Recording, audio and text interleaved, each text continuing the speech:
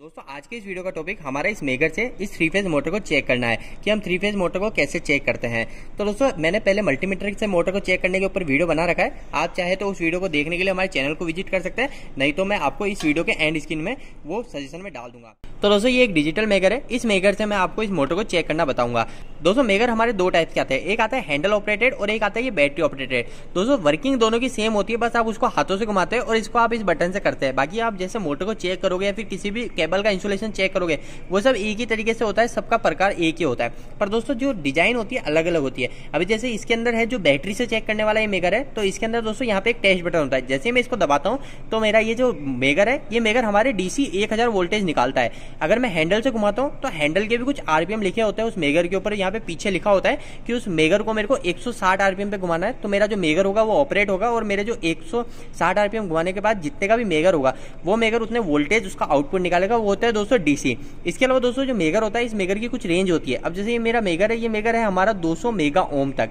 तो दोस्तों सबसे पहली चीज हम कभी भी मेगर को यूज में लेते हैं वो बहुत रेयर केस में लेते हैं। सबसे पहले हम मोटर को मल्टीमीटर से चेक कर लेते हैं। फिर भी अगर मोटर के अंदर कुछ डाउट होता है या हमारी मोटर पानी में भीग जाती है तो उस केस में हम मेगर से मोटर को टेस्ट करते हैं। तो हमको ये भी आना चाहिए। तो दोस्तों मैं आपको इस वीडियो के अंदर सारा क्लियर कर दूंगा। तो दोस्तों हमको मेगर चलाते समय बहुत सेफ्टी का ध्यान रखना चाहिए, क्योंकि सबसे पहली चीज मैंने आपको बताया कि 1000 वोल्ट डीसी निकालता है।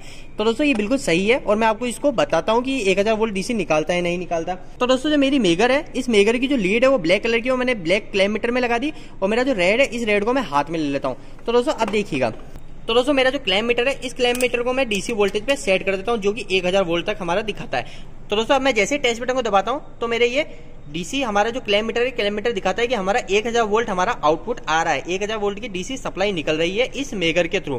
तो दोस्तों ये जो वोल्टेज कम ज्यादा हो रहा है, यहाँ से मेरी लीड हिल रही है थोड़ी, इस वजह से यहाँ पे वोल्टेज कम ज्यादा हो रहा है। तो दोस्तों ये अभी जो है मेगर हमारा जो रेजिस्टेंस दिखा रहा था वो रेजिस्टेंस हमारा क्लैम मीटर का दिखा रहा था। तो अभी हमको इसको चेक कैसे करना है मोटर को वो भी मैं आपको बता रहा हूँ। ये मैंने आपको सेफ्टी के नजर से बताया कि हमारा जो मेगर होता है वो 1000 वोल्ट डीसी निकालता है, जो कि बहुत ज्यादा रिस्की है। तो दोस्तों जो ये मेरा मेगर है, अब मैं इस मेगर से इस मोटर को चेक करूंगा कि आखिर ये मोटर किस तरीके से चेक की जाती है। दो स्टेप होती है मोटर को चेक करने की, वो दोनों स्टेप मैं एक एक करके क्लियर कर दूंगा।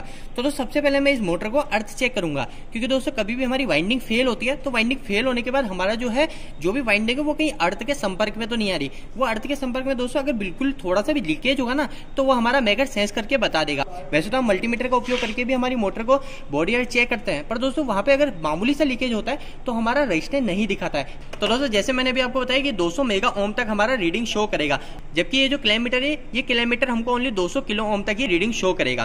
तो दोस्तों अब हमारी मोटर के ऊपर चेक करने पे आता है कि मोटर किस तरीके से चेक करेंगे। तो दोस्तों सबसे पहले हमारी जो दो लीड हमारे मेगर से आउटपुट से जो आ रही है वो यहाँ पे हमने कनेक्ट कर दी, ब्लैक और यहाँ पे हमारी रेड कनेक्ट कर दी। तो सबसे पहले मैं क्या करूंगा, इसकी बॉडी अर्थ चेक कर लूंगा। तो बॉडी अर्थ किस तरीके से चेक करूंगा, हमारी मोटर में किसी भी एक जगह पे मैं इसको बॉडी पे अड़ाता हूँ। ठीक है, अब मैंने इसको बॉडी पे अड़ा दिया तो मेरे को क्या करना है, अब मेरे को दोस्तों इस जो मेगर है इस मेगर को यहीं पे मैं रख रखा है। अभी दोस्तों जैसे ही मैं स्टेज बटन को दबाता हूं तो मेरा जो रेजिस्टेंस है वो रेजिस्टेंस 1 आ रहा है, मतलब इनफाइनिटी आ रहा है। इनफाइनिटी का मतलब दोस्तों ये किसी भी तरीके से संपर्क में नहीं आ रहा है। ठीक है, अब जैसे दोस्तों मैं इसको बॉडी पे अड़ाता हूं तो देखिए अभी जैसे मैंने इसको बॉडी पे अड़ाया तो मेरा जो रेजिस्टेंस है वो रेजिस्टेंस बिल्कुल 0 हो गया, मतलब दोस्तों ये आपस में बिल्कुल शॉर्ट है।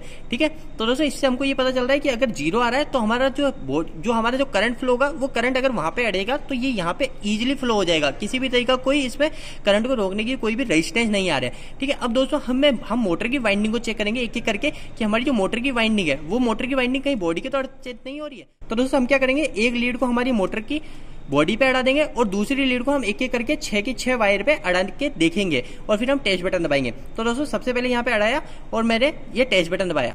तो दोस्तों जो बैटरी ऑपरेट मेगर है इसका यही फायदा है कि मेरे को इजीली बस टेस्ट बटन दबा के मैं वर्क कर सकता हूँ। जबकि मैं अगर मेरा हैंडल वाला मेगर होगा जो हैंड ऑपरेटेड रहता है उसके अंदर दोस्तों मेरे को बार बार हैंडल से ऑपरेट करना पड़ता है। तो दोस्तों अभी देखिए मैं सबसे पहले इस पे अड़ाता हूँ फर्स्ट पॉइंट पे। ये फर्स्ट पॉइंट है हमारी किसी भी हमारी एक वाइंडिंग का पहला सिरा है, तो मैं इस पे अड़ाता हूँ और मेरा बटन दबाता हूँ। तो दोस्तों अभी देखिए मेरा जो रेजिस्टेंस दिखा रहा है वो रेजिस्टेंस दिखा रहा है 30 मेगा ओम, जो कि दोस्तों बहुत सही है और बहुत ज्यादा है। इसमें हमारा करंट फ्लो नहीं हो सकता है। ये जो रेजिस्टेंस है ये रेजिस्टेंस हमारी जो मोटर की जो वाइंडिंग होती है ना उस मोटर की वाइंडिंग का हमारा रेजिस्टेंस ओम में आता है, पर दोस्तों ये ओम के बाद में किलो ओम और किलो ओम के बाद में मेगा ओम आ रहा है। तो दोस्तों ये जो मेगा ओम की रीडिंग है ये मेगा ओम की रीडिंग हमारे करंट फ्लो नहीं होने देती है। अब दोस्तों मैं इसी तरह दूसरे पे अड़ाता हूँ और दूसरे पे अड़ा के देखता हूँ तो ये भी आ रहा है दोस्तों 32 मेगा ओम, मतलब हमारे कहीं पे भी जो वाइंडिंग है वो वाइंडिंग लीकेज होकर बॉडी पे नहीं अड़ रही है। इसके अलावा दोस्तों मैं तीसरे पे अड़ाता हूँ और तीसरे पे अड़ाने के बाद भी देखता हूँ तो मेरी जो रीडिंग है वो उतनी की उतनी ही आ रही है और इतनी हाई लेवल की आ रही है। और दोस्तों बाद में देखिए 34 मेगा ओम, ये भी अच्छी है। और दोस्तों ये बाद में देखते हैं 33 मेगा ओम, और इसमें चेक करते हैं तो ये आ रहा है दोस्तों हमारा 33 मेगा ओम। मतलब दोस्तों हमारी जो 3 वाइंडिंग है उस 3 वाइंडिंग के 6 सिरे, 6 के 6 सिरे किसी भी तरीके से हमारी बॉडी के अर्थ नहीं है। तो दोस्तों एक बार मैं आपको इस कॉपी में कुछ बताने की कोशिश करता हूँ। जैसे मैंने भी आपको बताया कि हमारी जो है 3 वाइंडिंग इसके अंदर है, 3 वाइंडिंग है। तो इस 3 वाइंडिंग के अंदर अभी मैंने क्या चेक करा, हमारी 3 वाइंडिंग इस मोटर के अंदर कनेक्ट होती कुछ इस तरीके से, ठीक है। तो मैंने अभी क्या चेक करा था कि हमारी जो वाइंडिंग है ये वाइंडिंग कहीं इस मोटर की बॉडी के तो अर्थ नहीं हो रही है। तो मैंने क्या करा था, हमारा जो मेगर है, इस मेगर का एक सिरा मैंने यहाँ पे अड़ाया था और दूसरा सिरा मैंने इन सब पे अड़ा के चेक किया था। तो मेरा जो रेजिस्टेंस आ रहा था वो रेजिस्टेंस आ रहा था मेगा ओम के अंदर। तो मेगा ओम के अंदर आने के कारण मतलब मेरी जो वाइंडिंग है ये वाइंडिंग बॉडी के अर्थ नहीं। दूसरी स्टेप पे जाऊंगा, वो दूसरी स्टेप में मैं ये चेक करूंगा कि हमारा जो ये वाइंडिंग है, ये वाइंडिंग इस वाइंडिंग के साथ तो टच नहीं है। देखो ये वाइंडिंग और इस वाइंडिंग में तो कंटिन्यूटी आएगी, इसलिए आएगी क्योंकि ये वाइंडिंग दोनों एक ही है, ये एक ही सिरा है। तो इसके अंदर और इसके अंदर हमारी कंटिन्यूटी आएगी, पर इस वाइंडिंग से इस वाइंडिंग के अंदर हमारी कंटिन्यूटी नहीं आनी चाहिए, हमारा रेजिस्टेंस हाई आना चाहिए। और फिर बाद में इस वाइंडिंग के इस वायर से इस वाइंडिंग के इस वायर में भी रेजिस्टेंस हाई आना चाहिए। हमारे मतलब इधर के जो हमारे जो कनेक्शन प्लेट है, ये कनेक्शन प्लेट के अंदर यहाँ पे हमारे 6 पॉइंट होते हैं, ठीक है। ये 6 पॉइंट है। तो मैं सबसे पहले इसके अंदर लगाऊंगा। इसके अंदर लगाने के बाद में मैं हमारे जो वाइंडिंग है, अब जैसे ये वाइंडिंग होती है अधिकतर क्या ऐसे होती है, ये एक वाइंडिंग ये होती है, ये दूसरी वाइंडिंग ऐसी होती है और तीसरी वाइंडिंग हमारी ये होती है। तो अब मैं इसके अंदर डालूंगा तो मेरी जो ये वाइंडिंग है, इस वाइंडिंग में तो कंटिन्यूटी दिखाएगा, एक में इन तीनों में से एक में हमारी कंटिन्यूटी मेगर दिखाएगा। पर बाकी के जो दो है, बाकी के जो दो सामने के बचे, इसके अंदर हमारी जो रेजिस्टेंस है वो रेजिस्टेंस हाई आना चाहिए। फिर बाद में मैं ऐसे दूसरे में लगाऊंगा, फिर दूसरे में भी चेक करूंगा, एक में कंटिन्यूटी दिखाएगा, बाकी जो दो है इसमें रेजिस्टेंस हाई आना चाहिए, इन दोनों में रेजिस्टेंस हाई आना चाहिए। तो मैं यही चीज को फॉलो करूंगा ताकि मेरे को पता चले हमारी जो वाइंडिंग है वो वाइंडिंग अभी हमने चेक तो कर लिया, हमारी जो वाइंडिंग है बॉडी के अर्थ नहीं है, पर दोस्तों हो सकता है कि हमारी वाइंडिंग दोनों आपस में टच हो, तो वो चीज भी हमको चेक करनी पड़ेगी। अब दोस्तों हम एक एक करके वाइंडिंग को चेक कर लेंगे। तो मैंने अभी आपको जैसे बताया था, जैसे मैंने इसको एक सिरे पे लगाया, ठीक है। अब मैं दोस्तों क्या करूंगा, इन आगे के जो 3 है, इस आगे के 3 और वैसे इधर के भी, यानी जो 6 पॉइंट है, इस 6 पॉइंट के अंदर मैं इसको चेक करूंगा कि हमारा जो रेजिस्टेंस है हाई आ रहा है नहीं आ रहा। तो दोस्तों मैं सबसे पहले फर्स्ट पे लगाता हूँ और मैं टेस्ट बटन दबाता हूँ। तो दोस्तों मेरा जो रेजिस्टेंस आ रहा है वो रेजिस्टेंस आ रहा है 4.5 मेगा ओम। तो दोस्तों ये हमारी दोनों वाइंडिंग एक नहीं है, ये दोनों अलग अलग है। अभी देखिए आगे, अब मैंने इस पे अड़ाया तो हमारा क्या आ रहा है कि कंटिन्यूटी आ रहा है। मतलब दोस्तों मेरी ये और ये सिरा, ये दोनों एक ही वाइंडिंग का सिरा है और इसके अंदर रेजिस्टेंस हमारा बिल्कुल कंटिन्यूटी दिखाएगा। इसके अलावा दोस्तों आगे जाते हैं, तो आगे जाने के बाद देखते हैं तो ये भी आ रहा है 4.3 मेगा ओम। मतलब दोस्तों हमारी जो ये वाइंडिंग है और ये वाइंडिंग आपस में हमारी शॉर्ट नहीं हो रही है। अगर मेगा ओम में रेजिस्टेंस आ रहा है तो मतलब हमारा करंट फ्लो नहीं होगा। अब दोस्तों इसी तरह दोस्तों मैं इसमें अटैच करूंगा तो इसमें भी हमारा रेजिस्टेंस 4.4 मेगा ओम आ रहा है, इसमें भी हमारा रेजिस्टेंस 4.5 मेगा ओम आ रहा है। तो मतलब दोस्तों हमारा ये जो वाइंडिंग है, ये वाइंडिंग पूरी तरीके से सेफ है, किसी भी और वाइंडिंग के टच नहीं है। अब दोस्तों मैं इसके अंदर दूसरे पे अड़ाता हूँ तो इसमें भी दोस्तों उसी तरह हमारे 6.9 मेगा ओम। इसी तरह दोस्तों इस पे अड़ाता हूँ तो इस पे 4.3 मेगा ओम। पर दोस्तों एक के अंदर हमारी कंटिन्यूटी आनी चाहिए, उस चीज को देखिएगा, इसके अंदर हमारी कंटिन्यूटी आ रही है। मतलब दोस्तों हमारी ये वाइंडिंग, ये सिरा और ये सिरा एक ही वाइंडिंग का है। अब दोस्तों मैं थर्ड को चेक कर लूंगा, तो थर्ड पे इसको लगाता हूँ लीड को, और दूसरा पॉइंट हम एक एक करके तीनों पे लगाएंगे।